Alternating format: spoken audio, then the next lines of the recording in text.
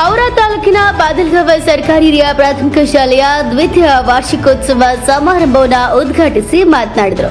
ಪ್ರತೀಕ್ ಚವಾಣ್ ಮಕ್ಕಳ ಬೆಳವಣಿಗೆಯಲ್ಲಿ ಪಾಲಕರ ಪಾತ್ರವು ಮಹತ್ವವಾಗಿತ್ತು. ತಂದೆ ತಾಯಂದಿರು ಮಕ್ಕಳಿಗೆ ಹೆಚ್ಚಿನ ಸಮಯವನ್ನು ನೀಡಿ ದೇಶ ಪ್ರೇಮ, ನ್ಯಾಯ, ಸತ್ಯ, ಪ್ರೀತಿ, ದಯೆ, ಕರುಣೆತ ಜೀವನ ಮೌಲ್ಯಗಳು, ಸಂಸ್ಕಾರ ತುಂಬುವ ಕೆಲಸ ಮಾಡಬೇಕಿದೆ ಅಂತ ಹೇಳಿದರು. ಹಾಗೂ ಮಕ್ಕಳ ಮೇಲೆ ಪಾಲಕರದು ಎಷ್ಟು ಜವಾಬ್ದಾರಿ ಇದೆಯೋ ಅದಕ್ಕಿಂತ ಹೆಚ್ಚಿನ ಜವಾಬ್ದಾರಿ ಶಿಕ್ಷಕರದಿರ್ತದೆ. ಯಾಕಂದರೆ ಶಿಕ್ಷಕರ ಜೊತೆಗೆ ಮಕ್ಕಳು ದಿನದ ಹೆಚ್ಚಿನ ಸಮಯವನ್ನ ಕಳೆಯಲಿದ್ದಾರೆ. ಶಿಕ್ಷಕರ ನಡೆನುಡಿರೆ ಮಕ್ಕಳು ಫಾಲೋ ಮಾಡ್ತಿರ್ತಾರೆ ಎಂಬ ಪ್ರತೀಕ್ ಚವಾಣ್ ಈ ಸಂದರ್ಭದಲ್ಲಿ ಹೇಳಿದರು.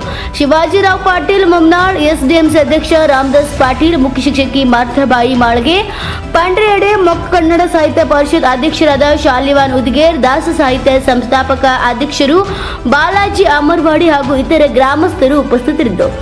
ಲಕ್ಷ್ಮಣ್ ರಾಥೋಡ್, ಎನ್ ಕಿಸ್ಟ್, ವಿಫೋ ಬೀದರ್.